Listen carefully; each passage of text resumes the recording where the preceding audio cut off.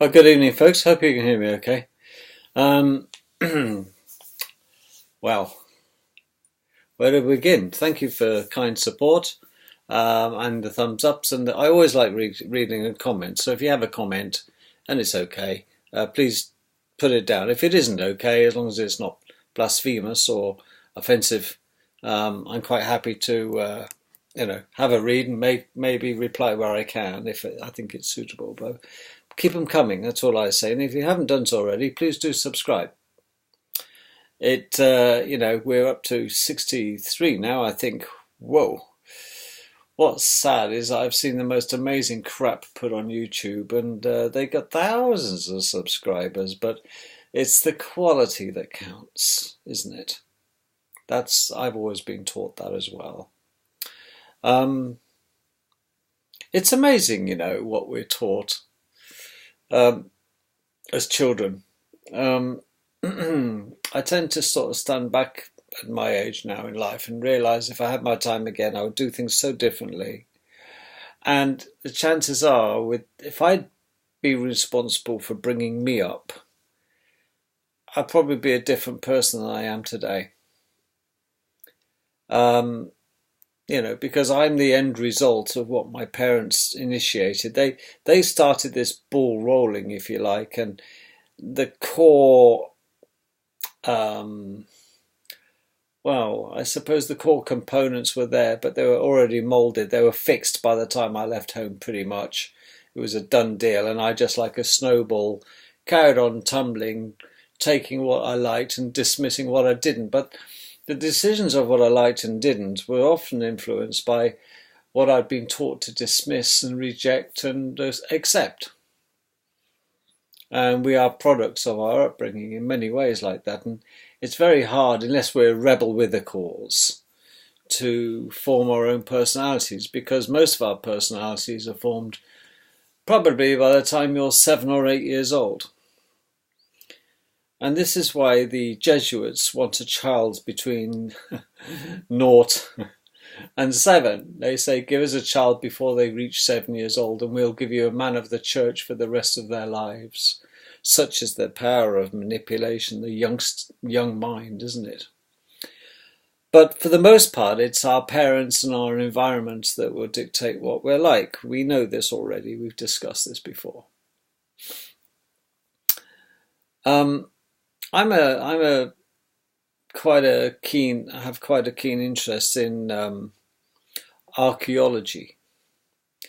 Yeah, I'm not the sort of going out there with a hammer and attacking stones and interrogating, worrying stones and cliffs and things.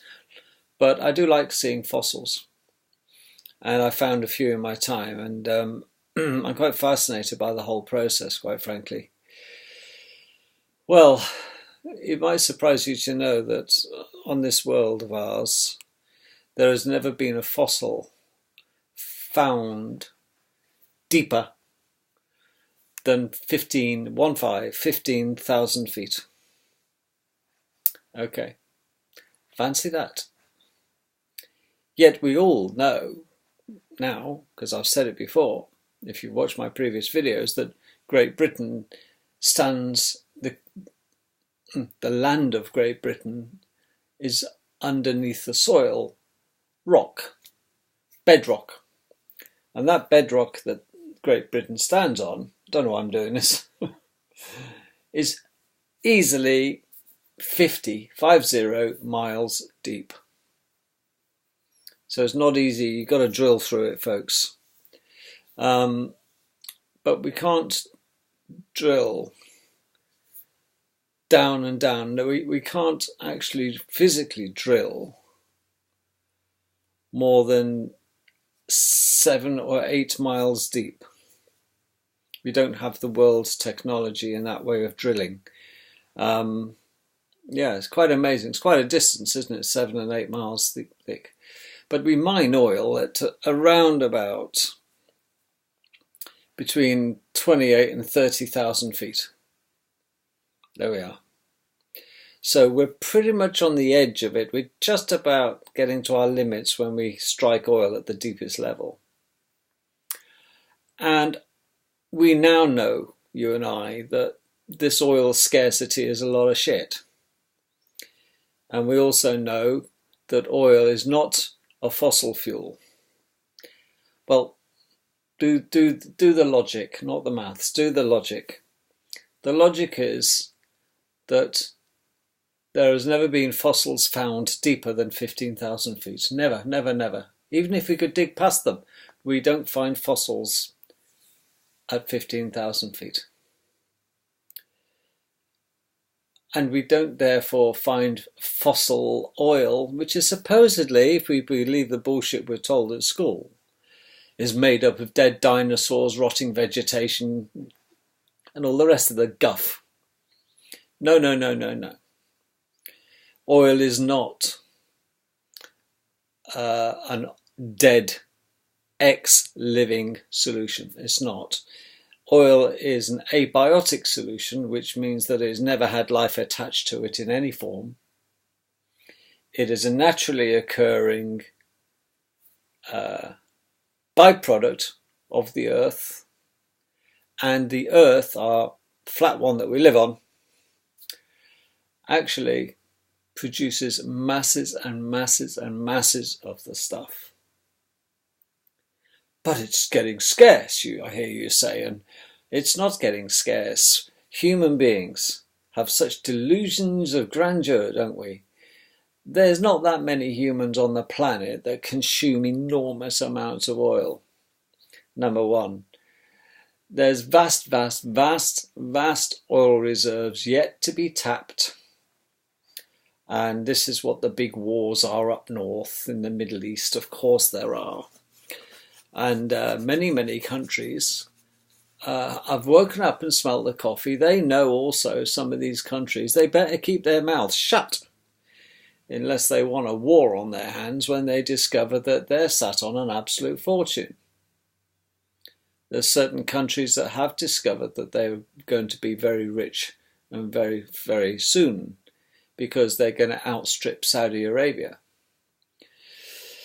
I didn't say wait till Saudi Arabia gets dry, because they're not. They don't run dry, folks, because we cannot consume it fast enough. It's replenished. It's like putting your finger in a dike that's leaking. Another one will leak and another one will leak. You run out of fingers, it'll still pour in, and it won't stop pouring, this stuff. But how the hell do we get the suckers to pay a fortune for oil and petrol? I don't know. We'll tell them it's running out, and we have to charge more now because it's harder to get, and there's a scarcity factor now. So they're going to have to fight for it if they want it. That means that fuel's got to go up at least to £5 a gallon. It'll get there, because these bastards will get away with it. Because we're suckers. We believe that the oil is going to run out, and it is not going to run out. And they're actually starting the same with this business now of scarcity in fresh water. Well, we have the technology easily, and we have had for years, of desalination. That means that our world is 79% coverage of water. It truly is. Well, we're surrounded by the bloody stuff, but you can't drink it because it's salty. Well, it's very simple. You process it, you suck it in at one end and spurt it out at the other, taking the salt out and the impurities. But they won't, you see. But there's no water scarcity. There's fresh drinking water scarcity, oh, for sure. Because they're making it scarce, quite deliberately, so they can bottle it and charge it. They pollute it deliberately, so people are forced to go and buy this stuff now, because, hey-ho, I won't drink fluoridated water full of chlorine and the other additives they put in and all the bullshit and the viruses and the bacteria that are contained in water, even out of the tap. The average glass of water in London has been drunk by a human being at least 6 or 7 times. Think about that.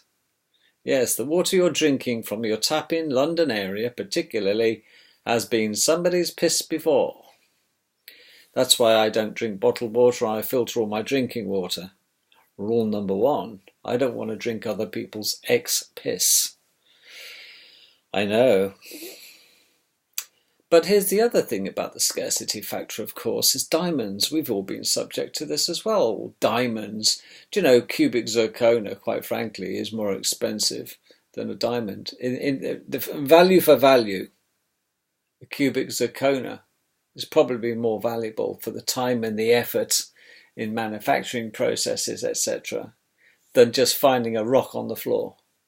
Oh no, the diamonds are really, really expensive. They're expensive because, exactly like the oil, they're saying they're really hard to mine. Well, most diamonds are found on the surface. That's number one. And De Beers basically had a monopoly on this, Mr. De Beers. And Cecil Rhodes, didn't they? They stitched up the diamond world, folks. And if you got caught finding a diamond on the floor in South Africa, and you didn't declare it and say all the diamonds belong to this guy because he owns the land you're standing on, well, they'll kill you. And that's why they call them blood diamonds, quite frankly, because if it's not declared and it hasn't been through the proper channels because all the diamonds belong to the guy who owns the land. Yes, Rhodes, Cecil Rhodes. The guy was so wealthy, ultimately, because of the scarcity factor he induced.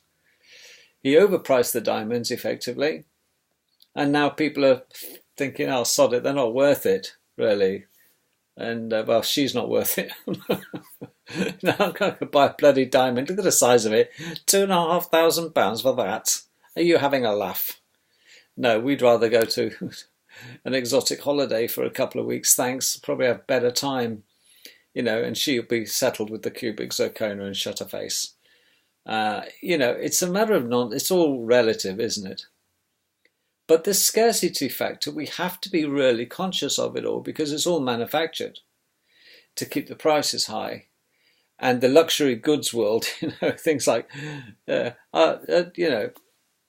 only thing I really wholly agree on is the banning of using animal skins and furs and things like ivory. And even then, you see, they've become scarce because we've banned it. But now that scarcity has put the price up, and then that's got the black market going with the poachers. So we've got this problem of supply and demand. I'd find that people who are demanding this and shoot them myself. The ones that are trophy hunters.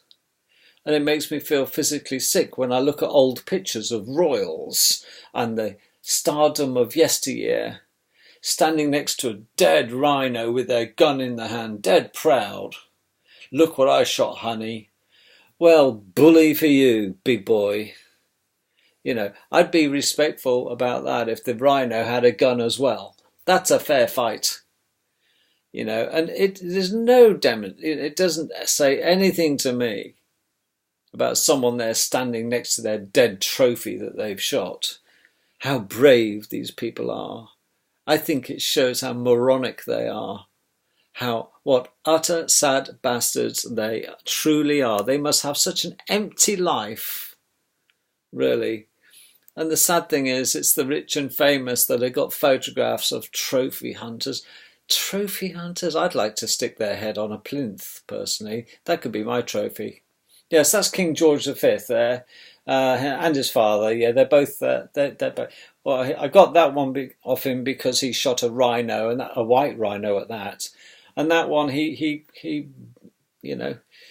bagged 3 elephants and their babies. And there's the tusks look on the wall. Oh, I'd like to have his head. Why can't we? Why can't we be trophy hunters? Why not? It's fair game, isn't it? I wonder what sort of trophy I could get if I shot a few royals and took their head on a plinth. These bastards. We were so cruel. I mean, the Victorian era in our lives was a very, very cruel era. One only has to watch a film called The Elephant Man, a film about John Merrick, who was a wonderful man, and he suffered this debilitating disease where his bones grew out of fashion and they were swollen and I can't remember what the disease was, quite frankly, it's my age. But he was badly deformed, and yet he was taken in at the Royal London Hospital. John Merrick was his real name, and it was Dr. Treves, it's a true story. who took him in, and was astonished that such a weird-looking creature, man, could speak, and was very, very educated. John Merrick, the Elephant Man, is. I beg you, watch that film. It'll break your heart. And his skeleton is actually at the Royal London Hospital. You can see it. It's in a case. And he donated his body to science. And Michael Jackson actually tried to buy the Elephant Man's bones. I mean, talk about what a twat, Michael Jackson. There's no two ways he was taken out. He didn't ever sleep, Michael Jackson. Apparently they used to have an anaesthetist with him at all times who would inject him at night time when it was beddy time with a drug called Diprivan, which is an induction agent for anaesthesia. Very, very gentle induction. It's beautiful. Use it on children to put them asleep as well. It's a very nice way to go to sleep. But it's an expensive drug, Diprivan. It looks like milk, but it's not. And you put it in, and it's milligrams per kilogram. You judge somebody's weight, and then you work out the dosage. They're going to get to sleep nicely. And Michael Jackson used to get drip-fed Diprivan on a syringe pump, automated. He used to go to bed and latch himself onto this and go to sleep, and he was overdosed. The problem with overdosing anesthetics, if I didn't stick a tube down you and use a machine to ventilate you, if you over-relax someone with induction agents, you can stop their breathing. You suppress their breathing reflex and they stop, and that's what happened to Michael Jackson. And it at one stage becomes irreversible. But Michael Jackson used to have an anaesthetist with him at all times at night time, but not on the night he died. What a surprise. And the one that should have been there wasn't there. I think he was knocked off, Michael Jackson, for what he was planning to do. He was an embarrassment in the end, wasn't he, kiddie fiddler? And lost all respect. But it's funny the sort of shit now that us adults are expected to swallow in our lives. If we're awake, that is. I mean, the average moron doesn't seem to give a shit.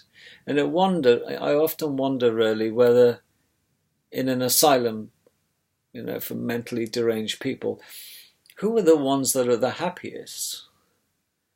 I think it must be the mental patients. Because they're in their element, man.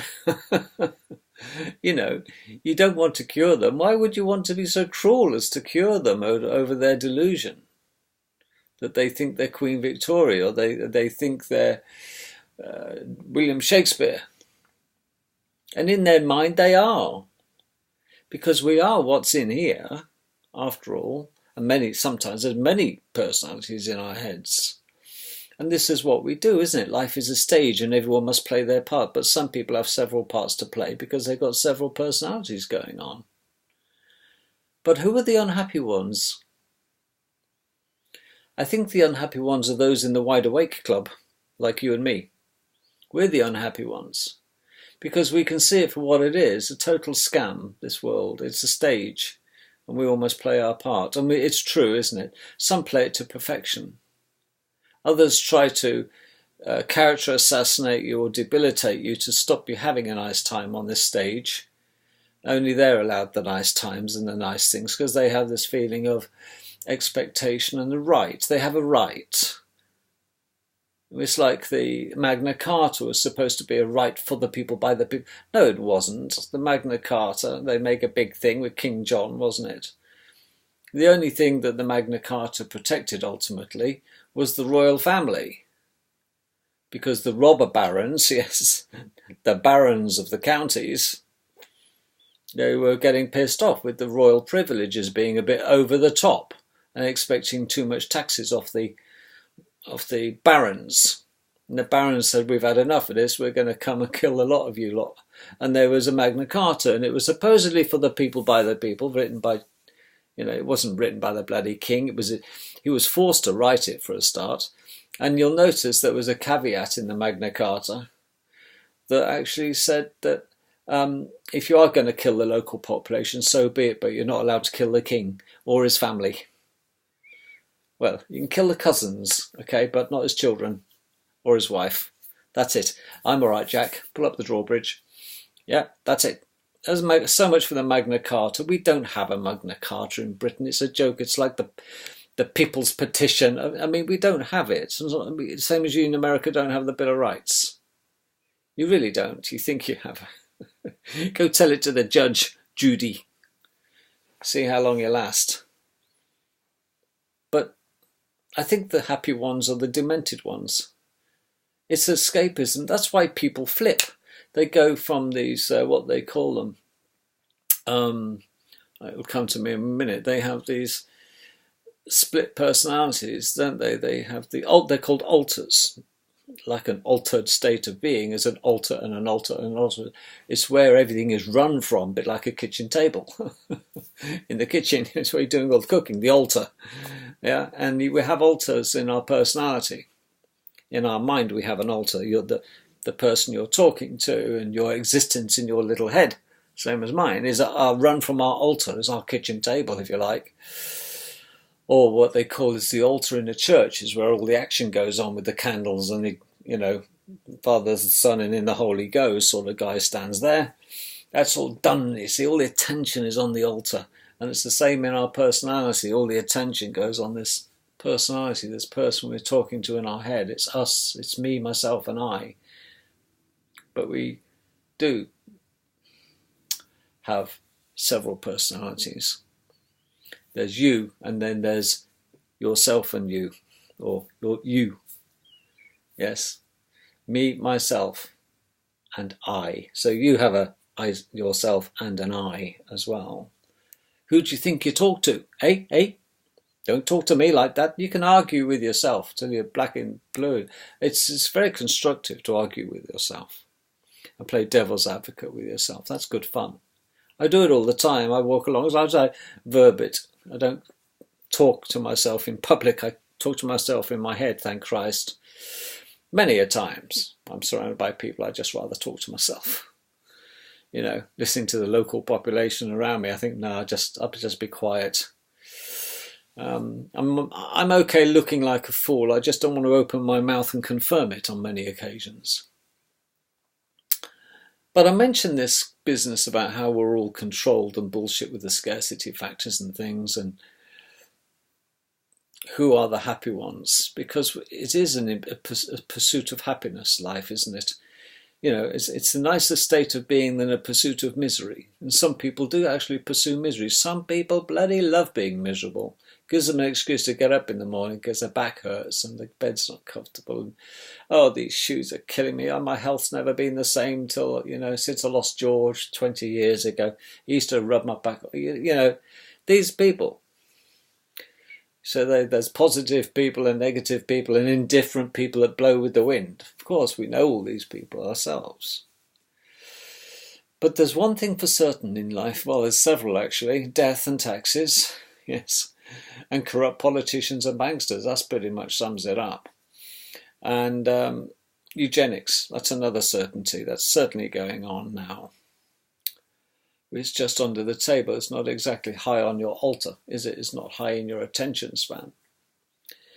You see, we believe the scarcity factors. We believe inoculation's good for us. We believe sodium fluoride's good for our teeth. And we believe that they don't chemtrail us. Don't be so ridiculous. They wouldn't do that. Our politicians are bloody marvellous. We are what we believe and conceive to be true. Or conceive and believe to be true. Okay? And that's the thing. We are what we are in here. And whatever you can conceive and believe, you can achieve most of the time. Where there's a will, there's a way. It is oh so true, because there's nothing original on this world. How can there possibly be anything original on this world? Because it's never really getting much heavier, apart from a bit of space dust. It's not getting lighter. And it's not really getting heavier. The mass of our Earth, the flat plane, has to all intents and purposes been the same And the only time it does get heavier is when we're, well, exposed to incoming meteorites from space. And they do come. And I have a book called Forbidden Archaeology, which was a very much frowned upon book. It's that fat. And it's bloody expensive. I think my son bought it for me for my birthday, bless his heart. It's about 55 quid, I think.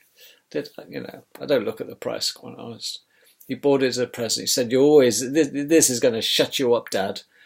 And it's heavy reading because it's so small, the print. It's got lots of photos, which keeps me happy. I'm back at school now. And one thing I did notice, and I was fascinated by it all, is what bullshit we're expected to believe by mainstream geologists. Now, I don't know if you know this, but I've been looking quite a lot at Göbekli Tepe, which means pot-bellied pig, actually, in their garbage verbiage. Pot-bellied pig, or pig with a big belly. Göbekli Tepe. Who the hell names these places? Turkish, it seems. Anyway, you'll know that Graham Hancock's been going on about Göbekli Tepe, and hats off to him. I like Graham Hancock. And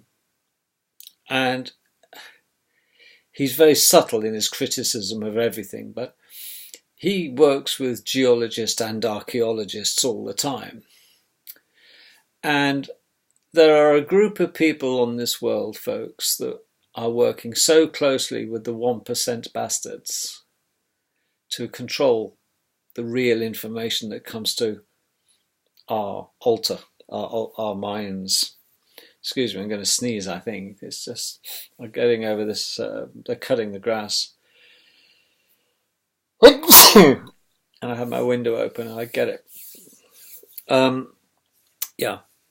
Archaeologists are on the scene at Göbekli Tepe, doing their ground radar and doing their thing with the brushes and, these sort of things the archaeologists do.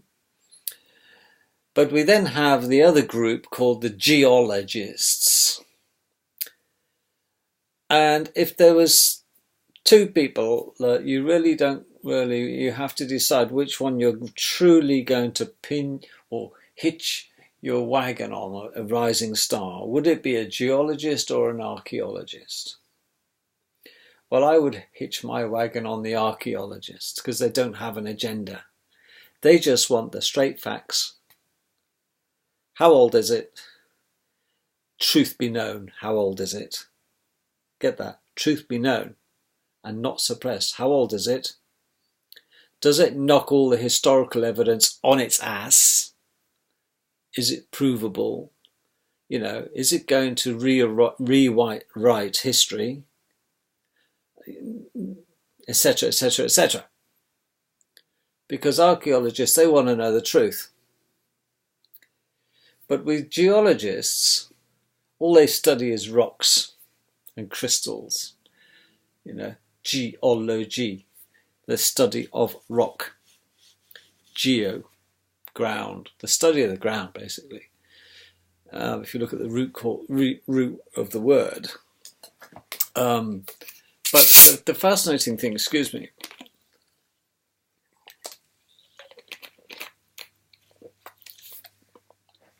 the fascinating thing about Göbekli Tepe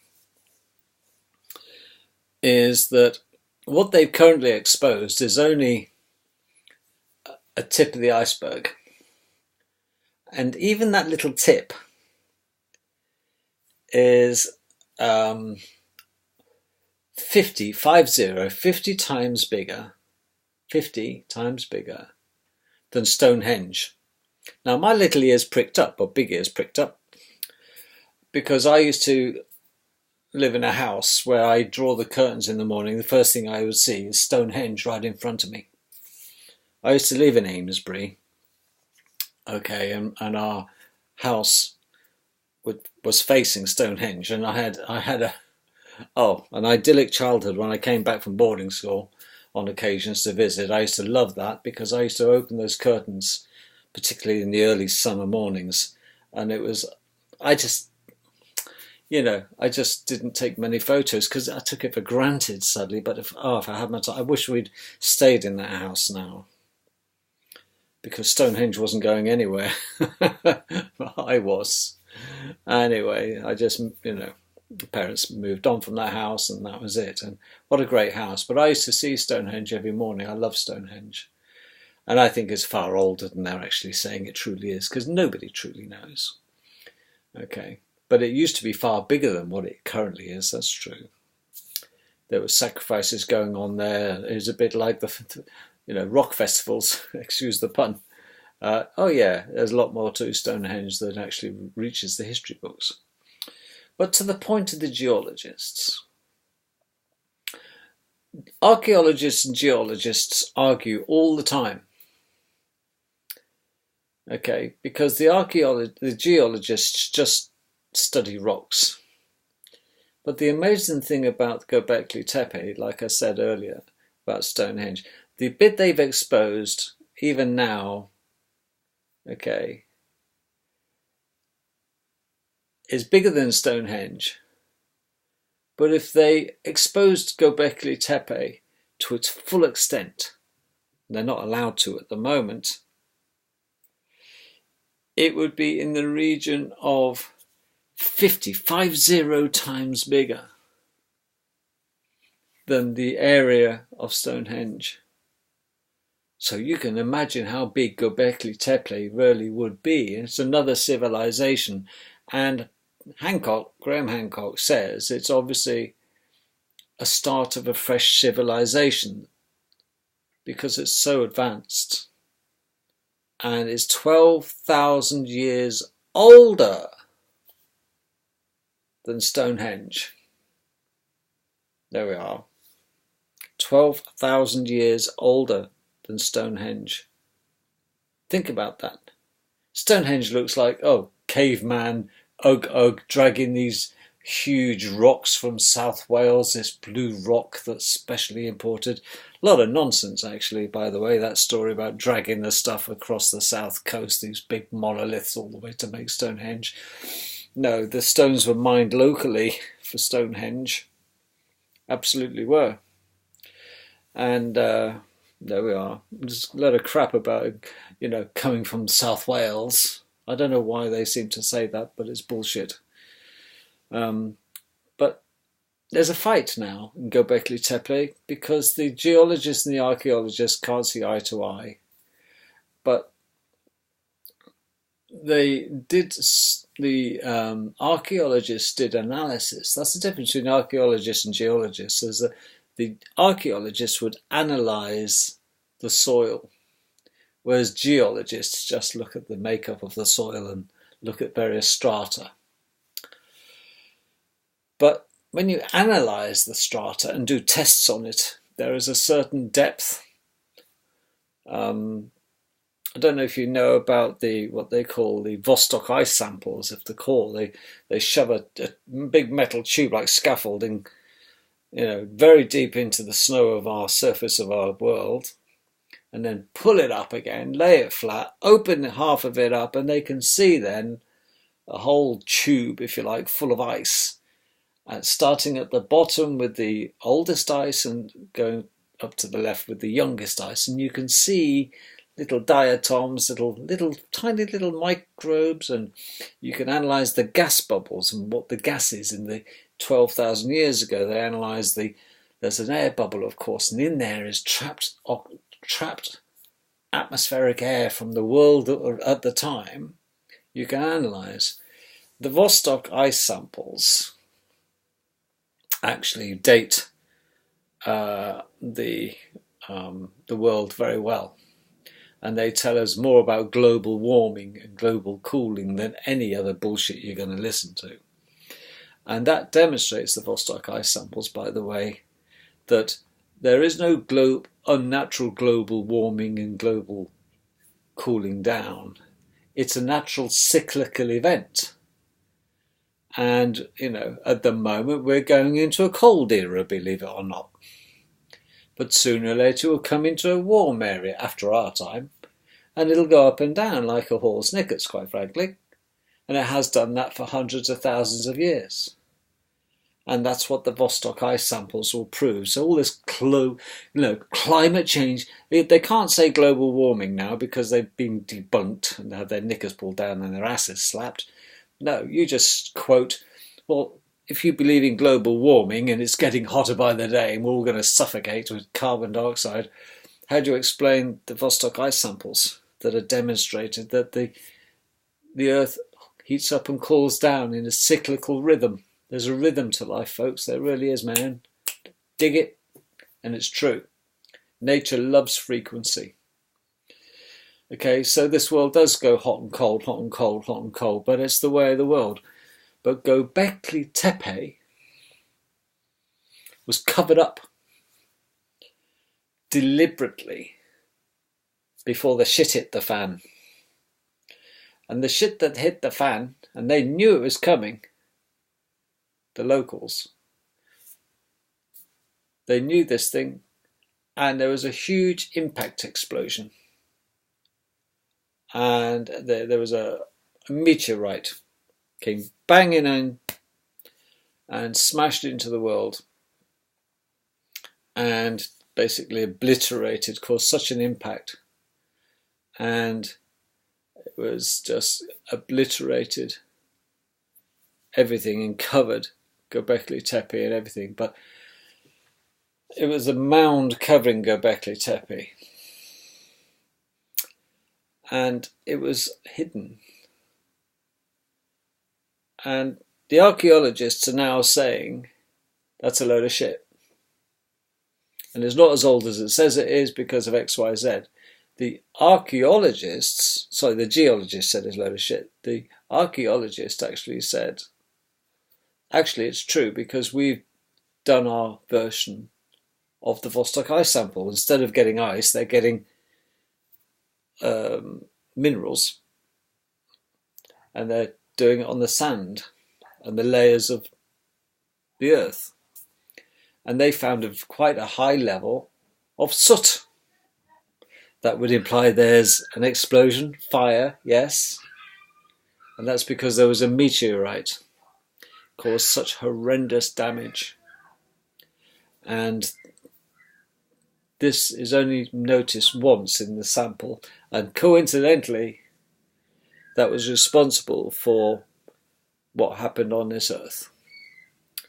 And we have had historically huge meteorite problems on the world. And we only hope that we're not going to get another one quite so soon. Hopefully not in mine or your lunchtime. Sorry about the noise of the puppy. We're looking after somebody's puppy. Anyway. The thing about the archaeologist versus the geologist, though, the unfortunate thing is this. Whenever you hear bullshit about the false histories in the world, know this, that the originator, the perpetrators of such disinformation, and unfortunately these are the ones that the institutes and associations and politicians trust, are the geologists. And I think that trust is misplaced. I think we would be better off taking the advice and professional opinion of the expert witnesses called archaeologists, not geologists. I mean, come on, let's face it. Geologists. They'll have us believe that oil is a fossil fuel. Because you know who they work for, don't you? They work for the establishment. And the geologists poo-poo everything that doesn't fit in their little timescales. They are protecting themselves. It's a quango. Whereas archaeologists, they just want the truth and they don't care who knows it.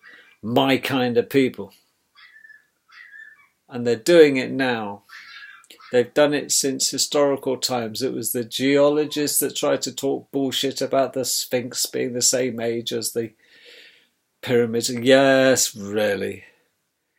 The Sphinx is at least 2,500 years older than the pyramids. And the Egyptians had bugger all to do with making the pyramids. Nothing. All the Egyptians did was break in and decorate. And they weren't burial chambers. They might call them the king's chamber, the queen's chamber. Nobody was ever buried in a pyramid, folks. They were power generators. And that's all come to light recently if you do your due diligence. Certainly Cheops, the biggest one. Oh yeah. They found a couple of chemicals. There's actually water under the pyramid. There's a complete system. It's basically a capacitor. And it created energy. And that energy on the capstone was at one stage apparently made of gold. The whole block of the capstone is gold. You might see it on a dollar bill. It's a shiny little triangle. Yes, from the Illuminati. Yes, and gold is a fantastic transmitter of electricity. And the people who built those pyramids had such advanced science behind them. Out of a pyramid, they produced, by chemical reaction and byproduct of two chemicals, power. And that power, electromagnetic power, was transmitted out the top of the pyramid to a point, the gold capstone, and that shot that power up into the sky. And you might know it was Tesla who had the bright idea of having free energy. All Cheops was a source of free energy for the population that could tap into that free energy, because it was like having a spark from the tip of the pyramid to the top of the firmament. And what we could do, as Tesla wanted to do, was to have cordless electricity. Yes, you could hold that up, put a little aerial on, hold it up,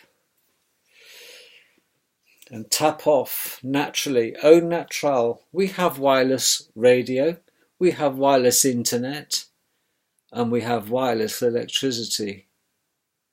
We just haven't got the transmitter.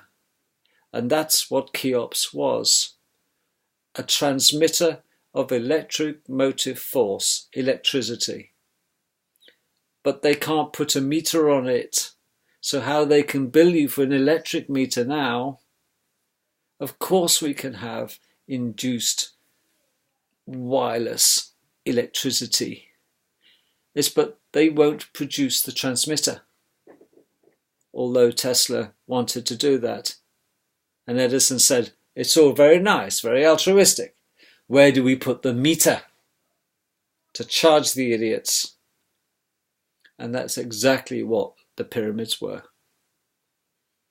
They were going to be EMF generators for the free supply of electricity by wireless. Don't you think the people that built the pyramids knew something that we didn't? Well, Tesla knew, and so did the people that made the pyramids. And it wasn't the Egyptians. It's the same people who were responsible for Göbekli Tepe. Catch you tomorrow, folks. Have a think about that. And imagine no electric bill. Can you? Oh yeah. In my dreams.